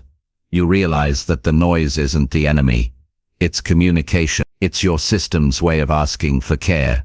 When you meet that noise with compassion, something shifts. Instead of trying to silence it, you listen. Instead of calling yourself overreactive, you ask, what part of me needs reassurance right now? That internal dialogue softens anxiety because it replaces judgment with understanding. You become your own comfort instead of waiting for someone else to provide it. Learning your triggers also helps you create healthier boundaries. Once you know what environments, people, or habits increase your anxiety, you can make choices that support your peace. You stop walking into situations that consistently drain you. You communicate your needs more clearly. You stop apologizing for protecting your energy. Boundaries are not avoidance. They're self-respect. They give you space to heal without constant reactivation. When you start responding differently to triggers, your brain begins to rewire itself. Every time you choose awareness over reaction, you create new pathways. You're teaching your nervous system that calm is possible, even when discomfort arises. Over time, those new patterns become stronger than the old ones. The trigger may still appear, but it no longer sends you into panic. You recognize it, breathe through it, and move forward. That's what healing looks like. Not erasing sensitivity, but managing it with wisdom.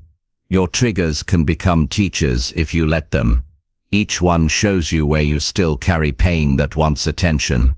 Each one points toward an opportunity for growth. When you stop running from them, you begin to see them as invitations instead of threats.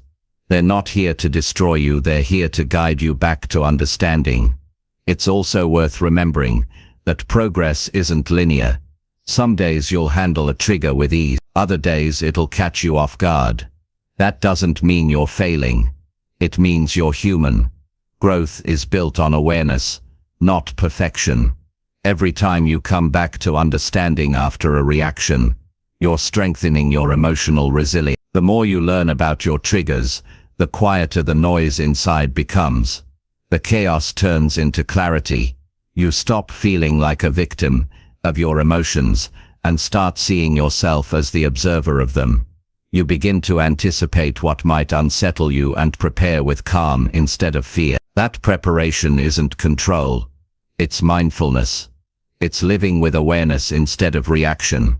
Eventually you realize that the goal isn't to eliminate every trigger, but to become so connected to yourself that no trigger can shake your foundation. You still feel the wave of emotion, but it doesn't drown you. You hear the noise, but it doesn't define you. You understand it for what it is, a signal from within, reminding you to care for yourself, to slow down, to breathe, to return home to your peace. That's the quiet victory of awareness. It's not loud, it's not dramatic, it's steady, deep and real. When you know your triggers, you stop fearing them. You stop feeling powerless. You begin to live with a new kind of confidence, the kind that comes from knowing that whatever happens, you understand yourself well enough to face it. You are no longer reacting blindly to life, you're responding with wisdom. The noise inside doesn't need to be silenced completely. It needs to be understood. Once you learn how your triggers shape that noise, you'll find that peace isn't the absence of feeling. It's the presence of understanding. And when you live from that place, your anxiety loses its power. The world doesn't change, but you do. You move through life with more awareness, more calm, and more control over your inner world than ever before. Chapter 8. Trust yourself enough to pause before reacting fearfully. There is a quiet power that lives inside the pause. It's the space between what happens to you and how you choose to respond. In that small, invisible gap lies freedom. Most people don't see it because fear moves faster than awareness. Something triggers your anxiety, and before you even realize it, you've already reacted. Your heart races, your voice rises, your thoughts spin. You say or do things you later regret. You fall into the same pattern over and over again, not because you're weak, but because fear always wants to be first. To change that, you must learn to pause. But more than that, you must trust yourself enough to believe that pausing won't destroy you. The anxious mind tells you that if you don't react right away, something bad will happen. It makes urgency feel like survival. It whispers that silence means danger, that hesitation means failure, that waiting means losing control. So you rush. You speak before you think. You defend before you understand. You assume before you see. All of this comes from a lack of trust. Trust in yourself, in your strength, in your ability to stay calm even when life feels uncertain. But when you trust yourself enough to pause, everything changes. You begin to realize that reacting fearfully has never truly protected you. It has only drained your peace. Pausing is not weakness, it's wisdom. It's the decision to give yourself one moment of space before letting fear take the wheel. In that space, clarity grows. Your breathing slows, your perspective widens. You begin to see that not every situation demands an instant reaction. Some things just need your calm presence. Some moments only need understanding, not defense. The pause is where you move from impulse to intention. It's where you stop being controlled by fear and start choosing from awareness. Trusting yourself enough to pause means believing that you can handle whatever feelings arise in that silence. Fear will try to convince you that if you don't act immediately, the discomfort will overwhelm you. But when you allow yourself to feel that discomfort fully, to breathe through it instead of running from it, you teach your body that fear doesn't have to be obeyed. You learn that emotion is energy, and it passes when you stop feeding it reaction. That's how calm is built, not by suppressing fear, but by sitting still long enough to let it lose its momentum. Think about the last time you reacted from fear. Maybe you sent a message too quickly, said something you didn't mean, avoided a conversation, or overthought a situation until it became unbearable. In the moment it felt necessary. Fear always makes its reaction seem urgent. But later, once your mind cleared, you saw things differently. You realized that the situation wasn't as dangerous or hopeless as it seemed. That's the difference between reaction and reflection, the difference between chaos and control. If you had paused just a little longer, you would have responded from reason, not panic. When you pause, you give yourself permission to see reality as it is, not as your fear imagines it. You might still feel anxiety in your chest, but now you can observe it instead of obeying it. You can say to yourself, I feel fear, but that doesn't mean I'm in danger. I can wait before I act. That statement is powerful because it puts you back in charge of your emotions. It reminds your nervous system that you're safe enough to stay still. Every time you do this, you build trust with yourself. You prove that you can experience fear without being consumed by it. Pausing is not about doing nothing. It's about doing the right thing at the right time. It's about responding with awareness instead of reacting with instinct. It's the space that allows you to think, to breathe, to choose differently. Fear acts fast, but truth unfolds slowly. When you slow down, you give truth a chance to catch up. You may not realize it, but your nervous system reacts to threat before your mind even interprets it. That's why your heart can start racing before you've even identified what's wrong. When you practice pausing, you're retraining your nervous system. You're teaching it that not every discomfort means danger. You're showing it that a calm response can be safe too. Over time, this rewires your automatic reactions. What once triggered panic begins to trigger patience. Trusting yourself to pause takes practice. Start with small situations, the ones that usually make you tense or impatient. Maybe someone cuts you off in traffic, or you receive a text that feels dismissive. Notice the first wave of emotion. Instead of reacting, breathe. Count slowly. Remind yourself that not everything requires an instant answer. Ask, what's the most peaceful response I can choose right now? You don't have to get it perfect. You just have to interrupt the old pattern. That interruption is where transformation begins. When you pause, you create room for wisdom. Fear clouds your mind with stories about what could go wrong. But wisdom sees things as they are. The pause clears that fog. It allows understanding to enter. Sometimes, after pausing, you'll realize that you misread the situation entirely. The person wasn't angry, they were tired. The message wasn't rejection, it was short. The problem wasn't as urgent as your body believed. How many arguments, mistakes, and sleepless nights could be avoided by giving yourself that small space before reacting? But here's what makes the pause difficult. You must be willing to trust yourself even when you don't have all the answers. The anxious mind craves certainty. It wants to act quickly to restore control. But real control comes from patience, not panic. You must remind yourself, I can sit in uncertainty and still be okay. That's one of the most powerful beliefs you can develop. It tells your brain that you are no longer ruled by fear's timeline. You move on your own terms now. Pausing also protects your relationship. Fear-driven reactions often come out as defensiveness, anger, or withdrawal. You say things that come from pain, not truth. But when you pause, you create space for empathy. You give others the benefit of the doubt. You listen before responding. You hear what's being said instead of what you're afraid of hearing. That's how understanding deepens, through patience, not speed. Every time you pause before reacting, fearfully, you rewrite your emotional habits. You're teaching your mind that you can survive without reacting. You're showing yourself that fear can visit, but doesn't have to take control. This builds self-trust, and self-trust is the foundation of peace. When you know you can rely on yourself to stay grounded, anxiety loses its urgency. The pause becomes your safe space, a place where calm gathers before you step forward again. You can also use the pause as a tool for clarity. When you feel overwhelmed, step back for a moment. Don't rush to fix everything. Sit quietly, breathe, and ask, what's really happening here? Sometimes beneath fear, there's sadness.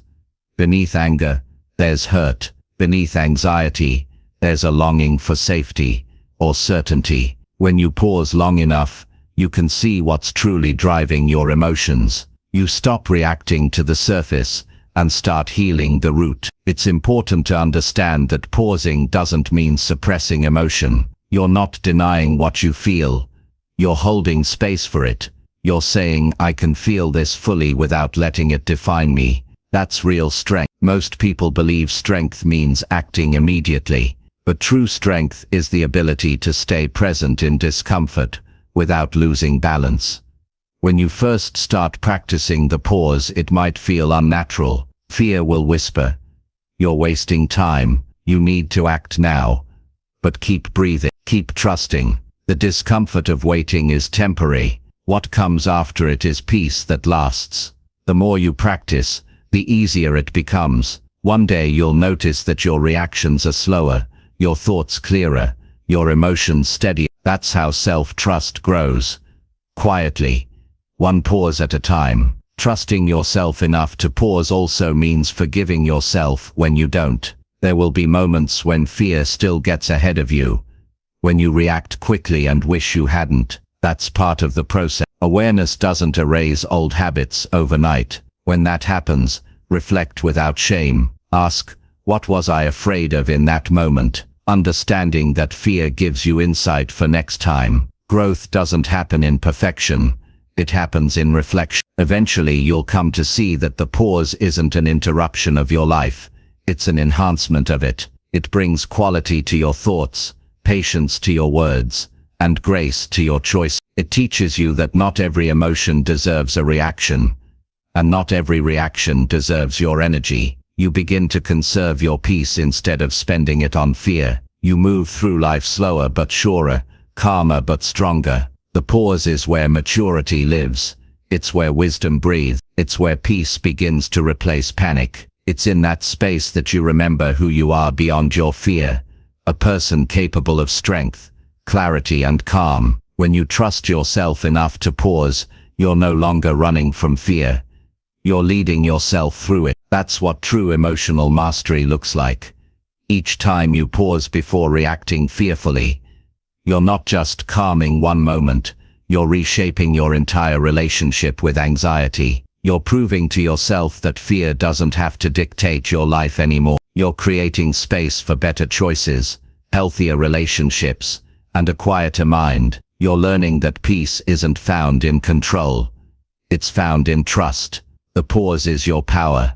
It's small, silent, and often invisible to the world, but it's the difference between chaos and clarity. The more you use it, the stronger it becomes. Fear may still visit, but now you know you don't have to answer right away. You can breathe, wait, and choose, and in that simple act, you transform fear into wisdom, reaction into response, anxiety into calm. That's how you begin to live with peace that lasts. Not because life gets easier, but because you've learned to trust yourself in the moments that used to undo you. You pause, you breathe, you stay present, and you remember that you are stronger than any fearful. In that moment, you are free. Chapter 9. Build emotional strength by facing what you avoid. Every anxious mind has one common habit. It avoids discomfort, confrontation, uncertainty, risk, and even success. It avoids anything that feels like it could bring emotional pain. But what most people never realize is that avoidance is the silent fuel that keeps anxiety alive. The things you run from don't disappear, they wait. They sit quietly in the corners of your mind, growing stronger every time you turn away. The more you avoid what scares you, the smaller your world becomes. True emotional strength doesn't come from avoiding fear, it comes from facing it. Avoidance feels safe in the moment. When you push away what you don't want to feel, you get temporary relief. The thought passes, the tension drops, the heart slows. For a few minutes you feel like you're in control. But the price of that momentary relief is long-term anxiety. Because when you avoid something, you teach your brain that the avoided thing is dangerous. You reinforce the idea that you can't handle it. Over time, that message becomes automatic. You stop trusting yourself to face life directly, and every challenge begins to look like a threat. Facing what you avoid isn't about forcing yourself into pain, it's about reclaiming your confidence. It's about showing your mind that fear doesn't define your limits. Every time you face something uncomfortable, you prove to yourself that you're capable. You expand your tolerance for uncertainty. You build emotional muscle. Strength isn't about feeling no fear.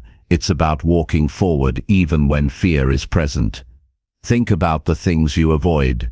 Maybe it's a difficult conversation you've been postponing. Maybe it's opening your bills, checking your messages, or making a decision you've delayed for months. Maybe it's looking at yourself honestly in the mirror and admitting what's not working in your life. Avoidance comes in many forms: procrastination, distraction, overthinking, denial, even pretending to be fine when you're not. Every form of avoidance says the same thing: I don't trust myself to handle this. But you can learn to.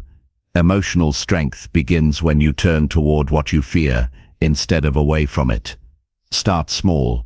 You don't have to face everything at once. Pick one thing you've been avoiding and make a plan to meet it. If you've been avoiding a difficult talk, write down what you want to say. If you've been avoiding a task, break it into the smallest possible steps and start with one. The goal is not perfection, it's momentum. Each step toward what you fear teaches your brain a new truth. I can do hard things and survive. The first few times you face something uncomfortable, your anxiety will spike. That's normal. Your mind will resist. It will tell you to wait, to prepare more, to think it through again. But courage doesn't wait for comfort. Courage grows through discomfort. The more you stay present with the feeling, the less power it has over you. What you face consistently becomes familiar, and what's familiar becomes manageable. That's how fear loses its edge, through exposure, not escape. Avoidance creates a life filled with unfinished moments. You might think you're protecting yourself, but you're really building invisible walls that keep you stuck. When you face what you've been avoiding, those walls begin to fall. You start to feel lighter, clearer, more alive. You stop carrying the weight of what if, and start discovering the power of what now. The act of facing what you fear doesn't just reduce anxiety, it restores your sense of self. Most people overestimate how painful it will be to face something, and underestimate how strong they'll feel afterward. The mind imagines disaster, but reality is usually gentler.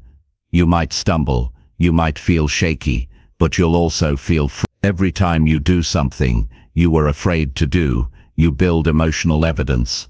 That evidence becomes confidence. You stop needing reassurance from others because you've proven to yourself, again and again, that you can handle life as it comes.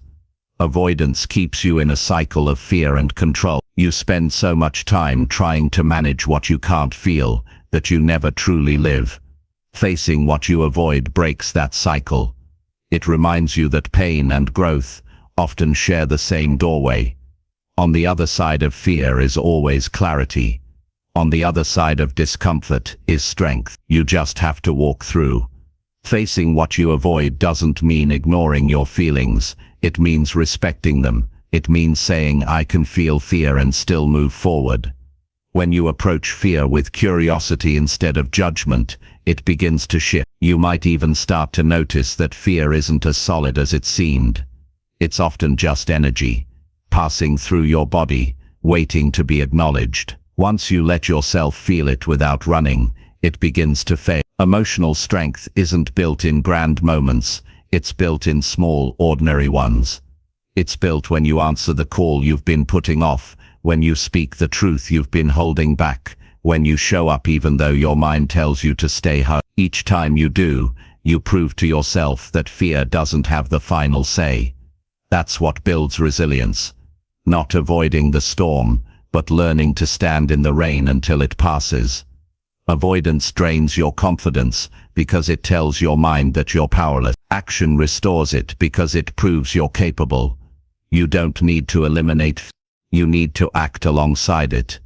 The most successful and grounded people in the world feel fear too. They've just learned to move through it. They've stopped treating discomfort as danger and started treating it as direction. The things you avoid often point to the areas where your greatest growth is waiting. Start viewing discomfort as information. If something makes you uneasy, ask yourself why. What belief or memory is being challenged? What outcome are you afraid of? When you look beneath the surface, you'll usually find that avoidance isn't about the situation itself, it's about the story you've attached to it. Maybe you're not avoiding the task, you're avoiding failure. Maybe you're not avoiding the person, you're avoiding rejection. Once you name the real fear, you can begin to heal it. You can ask yourself, is this fear based on fact or assumption? Has avoiding it ever really helped? The answers will guide you back to truth. There's also something deeply healing about choosing to face what you avoid on your own terms. You no longer wait for life to force you into change. You lead yourself into it. That shift from avoidance to action turns fear into fuel. You stop reacting and start deciding. You realize that bravery isn't loud or dramatic. It's quiet and steady. It's the calm voice that says, this matters to me and I'm ready to face it. You'll notice something powerful once you begin this process. The very things that scared you start to feel smaller. The conversation you dreaded becomes easier. The project you delayed starts to flow. The feelings you feared begin to lose intensity. Why? because fear thrives in the unknown. When you face what you avoid, you take away its mystery. You replace imagination with reality, and reality is always more manageable than fear's exaggeration. Facing what you avoid also deepens your relationship with yourself. You stop hiding behind distractions and start meeting yourself honestly. You begin to see your own patterns clearly. The excuses, the hesitations, the ways you try to escape discomfort. That awareness doesn't make you weak, it makes you free. You can't change what you don't see. Facing yourself fully, without judgment, is one of the bravest things you'll ever do. As you grow stronger, you'll begin to notice that your definition of hard changes. What used to terrify you becomes normal. What used to drain you becomes manageable. That's the gift of facing fear. It transforms your limits. You stop being afraid of fear. You stop needing everything to be easy. You start trusting your ability to endure. That trust is emotional strength in its purest form. There will be moments when you slip back into avoidance. That's okay. The goal isn't to be fearless, it's to be aware. Every time you catch yourself avoiding, you have a choice: continue the old pattern or create a new one. Even if you take one small step toward the thing you fear, you're breaking the cycle. That's how real change happens, not in a single leap, but in repeated choices to face what you once fled. When you live a life of avoidance, anxiety grows louder, because it's trying to warn you about all the things you've left unresolved. But when you face those things, anxiety quiets down. It no longer needs to shout because you're finally listening. You're meeting life directly, and your mind can relax knowing you're no longer running. At some point you'll realize that everything you were afraid to face was never as painful as the fear of avoiding it. Avoidance keeps you trapped in anticipation. Facing what you fear gives you closure. It gives you confidence. It gives you peace. The energy you once used to avoid life becomes the energy you use to build it. Building emotional strength is not about becoming invincible. It's about becoming honest. It's about showing up fully, even when it's uncomfortable. It's about telling yourself, I can do this, even if I'm afraid. The moment you stop letting fear decide for you, you begin to live from courage. That courage grows each time you face something you once ran from. Life doesn't reward avoidance, it rewards awareness. The people who grow, heal and find peace aren't the ones who never feel fear, they're the ones who stopped letting it control their lives. You can be one of them. Every time you turn toward what you avoid, you reclaim a piece of your freedom. You gather strength, not because the world changed, but because you did. The next time you feel yourself avoiding something, pause, take a breath, ask, what am I afraid will happen if I face this? Then take one small step anyway. Don't wait until you feel ready. Readiness is built through doing. You'll stumble, you'll sweat, you'll doubt, but you'll also grow stronger. The fear will lessen. The avoidance will fade. And one day you'll look back and realize that the things that once ruled your mind no longer control you. That's what emotional strength really is, the quiet confidence that comes from meeting life head-on. You stop running. You stop hiding. You stop living with courage and self-trust. And when you do, the anxious mind that once kept you trapped begins to rest, because now it knows something it didn't before. You're not running from fear anymore. You're walking through it, one brave step at a time. Chapter 10. Live each moment as proof that you are enough. There comes a time in every person's life when the endless striving, comparing and doubting begins to wear you down. You reach a point where you start to ask yourself, when will it ever feel like enough? Enough effort, enough success, enough growth, enough progress. That question quietly sits inside the anxious mind like a shadow that never fades. It whispers that no matter what you achieve, you're still behind, that you have to do more, be more, prove more. But the truth is that chase never ends, because you're trying to earn something you already have. You are enough. Not because you've reached perfection or figured everything out, but because you exist, you care, and you continue to grow. The challenge is not to become enough, it's to live like you already are. When anxiety takes over, it convinces you that worth must be earned. You measure your value by how productive you were today, by who approves of you, by how well things went. You turn your life into a scoreboard that's never satisfied. The smallest setback feels like failure, and every success fades too quickly to matter. This is the trap of conditional worth, the belief that you must prove your value through constant doing. But you can't quiet your mind by chasing validation. You quiet it by living each moment as proof that you are already enough. Being enough doesn't mean you stop growing or trying. It means you stop growing from a place of emptiness. You stop chasing goals to fill a void and start creating from a place of wholeness. You still work hard, but now you do it because you love what you're building, not because you're afraid of falling short. That's what it means to live with self-acceptance, to act from peace, not pressure. Every moment gives you a chance to practice this truth. You can treat yourself with the same respect you show others. You can look at your reflection and choose appreciation over criticism.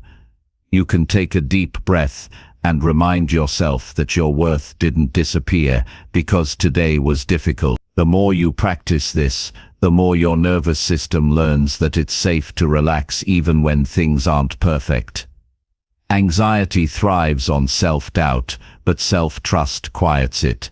Most of your anxious thoughts come from the belief that something is missing. You think peace will arrive once you fix yourself, your situation, or your future.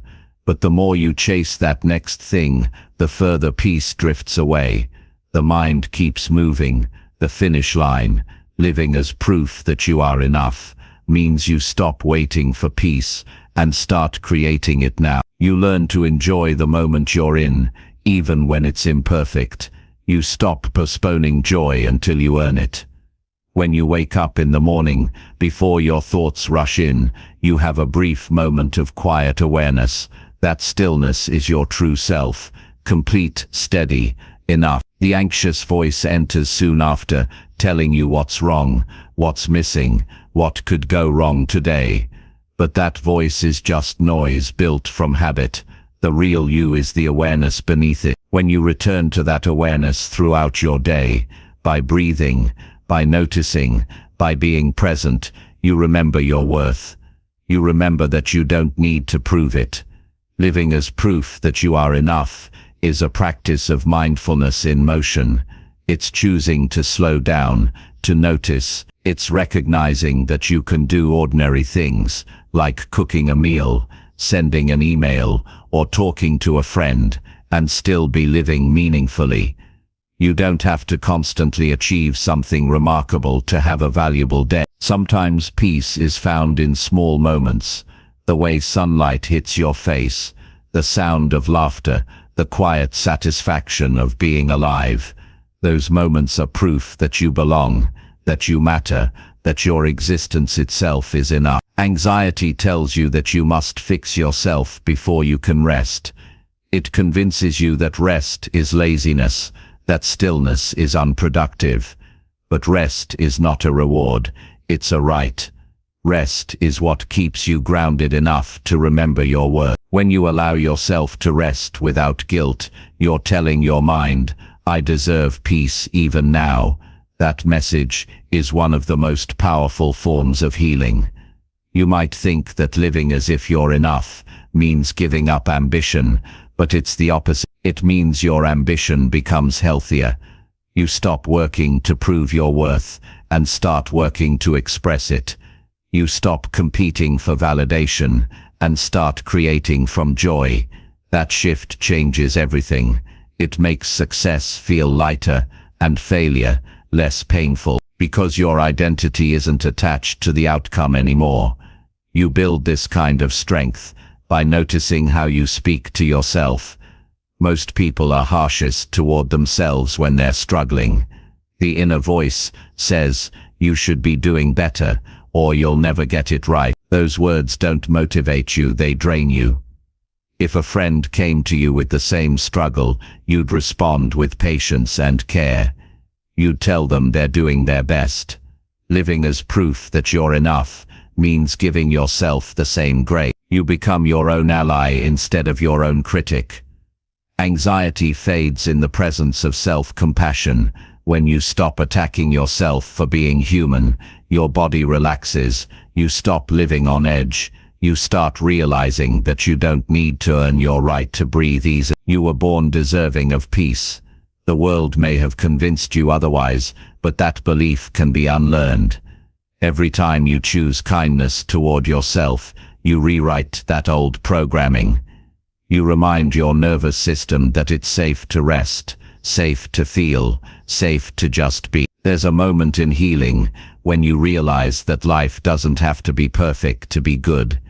You begin to appreciate progress over perfection. You celebrate small victories, the days you showed up, the moments you stayed calm, the times you tried again after failing. These are not small things. They are the quiet evidence that you are growing, that you are enough. You no longer need dramatic change to feel worthy. Small steps are proof of your strength. Living each moment as proof that you are enough also means being fully present with your emotion. When sadness appears, you don't push it away. When joy arises, you don't question it. When anxiety comes, you meet it with understanding. You let yourself feel without judgment. This is what emotional maturity looks like, not controlling feelings, but accepting them. Every emotion you experience is part of being human, and that humanity is what makes you whole. You can practice this even during difficult days. When you make a mistake, instead of spiraling into shame, take a breath and say, "I'm still worthy." When someone misunderstands you, remind yourself, their opinion doesn't define my value. When life feels uncertain, whisper, "I'm safe where I am." These small affirmations build self-trust. They remind your mind and body that you no longer need to prove your right to belong. Many people spend their entire lives waiting for external validation to confirm their worth. They chase success, approval, relationships, recognition, only to find that none of it quiets the noise inside. That's because worth is not something anyone can give you. It's something you decide to believe about yourself. The moment you stop outsourcing that belief, you gain true freedom. You become whole not because others see it, but because you do. When you live from this truth, you start experiencing life differently. You enjoy your work without being consumed by it.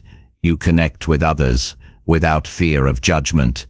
You make mistakes and recover quickly. You take time for yourself without guilt. You don't live waiting for the next achievement to feel peace. You create peace as you go. You no longer chase moments of enoughness, you live them. Living as proof that you are enough is not a one-time realization, it's a daily practice. Some mornings you'll forget, you'll wake up and the anxious voice will return, telling you that you're falling behind, that you're not doing enough. That's okay. Each time that voice appears, you have a choice. You can believe it, or you can return to the truth.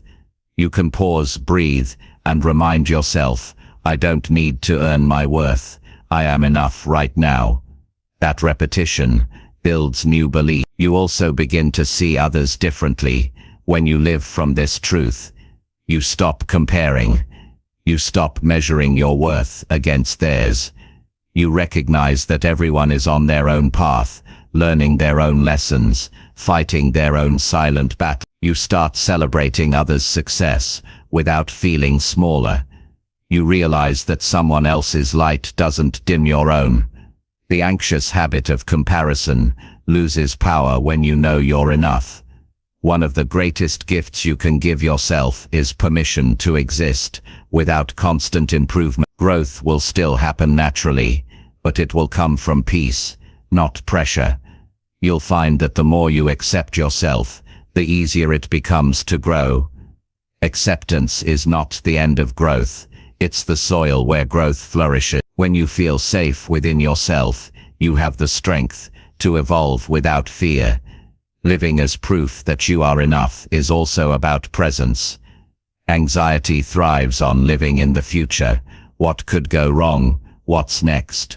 What might be missing? But when you focus on this moment, anxiety weakens. You start to notice that right now, in this exact second, you are safe, you are breathing, you are doing your best. That's enough. Life unfolds in the present. When you live here, you stop chasing what's already here. Sometimes, living like you're enough means slowing down when the world tells you to speed up. It means saying no when your body says it's tired. It means letting go of the need to prove anything to anyone. This kind of living takes courage because it goes against what society celebrates. But deep peace comes when you stop performing and start being. You realize that your life doesn't have to look extraordinary to be meaningful. The ordinary moments, lived with presence and gratitude, become extraordinary on their own. You might not notice it right away, but as you practice this, your anxious mind begins to soften. The endless pressure to fix yourself starts to dissolve. You begin to feel more grounded, more alive, more free. You wake up and no longer feel the weight of having to become someone else. You start to like who you already are. That quiet contentment is not arrogance, it's peace. It's the realization that you were never broken to begin with. So live each moment as proof that you are enough. Speak kindly to yourself. Celebrate your small wins. Rest when you need to. Laugh off, be present. Allow yourself to feel joy without guilt and sadness without shame. Each of these choices is a statement, a declaration to yourself and the world that you are already complete.